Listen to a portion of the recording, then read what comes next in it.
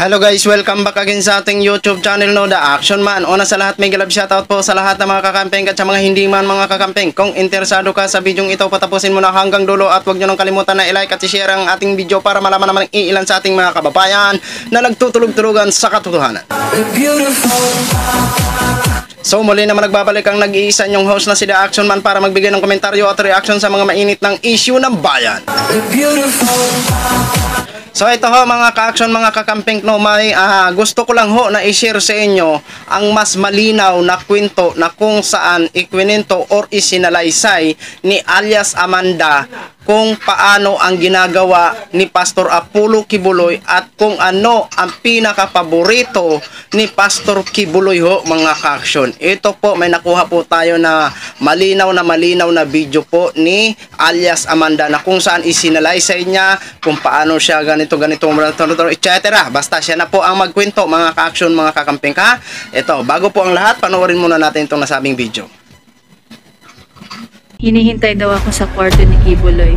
Maligo na daw ako at magkuskus ng maayos. Binigyan ako ng lotion na pabango na Bath & Body Works brand na paborito daw ni Kibuloy. Parte daw ng trabaho ng Ministry of the Pastorals na imasahe si Kibuloy. Ang sabi sa akin, privilege na mapabilang sa pastoral, isanctify mo ang sarili mo. Sabi niya, special privilege daw ito dahil hindi naman daw lahat nahawakan at nakakalapit sa anak ng Diyos. Bago ako maligo, pumunta si Jacqueline Roy sa kwarto ko at binigyan ako ng isang bote ng shampoo na Palmolive Violet at lotion na pabango na Bath & Body Works brand. Ang specific scent ay Enchanted na paborito daw ni Kibuloy.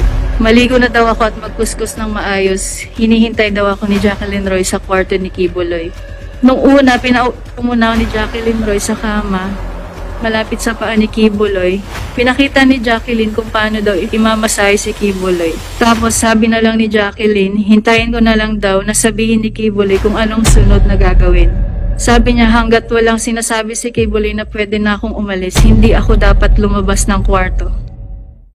So yun na ho mga ka-action, mga kakamping, no, napanood na po natin ng maayos at narinig na po natin kung paano siya inano ni Kibuloy at paano. Dito kasi mga ka-action, mga kakamping, no, kasi based sa statement ni Kibuloy yung sumagot siya ho mga ka-action, wala daw katotohanan ang mga nasabing testigo ho mga ka-action.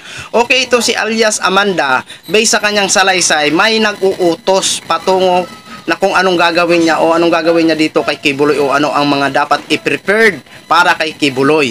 So, ito ang paraan na kung sino ang nag-uutos, dapat yun ang magiging daan din na isa sa testigo na patunayan ni alias Amanda para mapaniwala ang Senado na totoo ang lahat ng kanyang sinasalaysay. Dapat kung sino yung tao na nagbigay sa kanya ng lotion, ng ganun na i-prepared ang ganun, dapat yun ay kausapin niya rin na kumbinsihin niya na magtestigo laban sa kanyang mga sinasalaysay na para bang siya ang magiging pangalawang testigo na oo, totoo po yung mga sinasabi o sinasalaysay ni alias Amanda. Kasi that time siguro hindi man nakunan ng video ng mga kasi baka kasi minsan kasi may naghahanap ng ebidensya na kung halimbawa para mapatunayan mo alias Amanda ang mga sinasabi mo, may magpapatunay nga ba sa mga sinasabi mo. So yun ang point natin na dapat makumbinsi din ni alias Amanda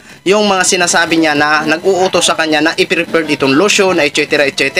Di ba? Tama o mali? Dapat maano niya po yun, makausap na parang magiging testigo niya sa kanyang mga salaysay para naging maaspeto at wala itong kalusot-lusot ito si Pastor Apollo Kibuloy. Di ba?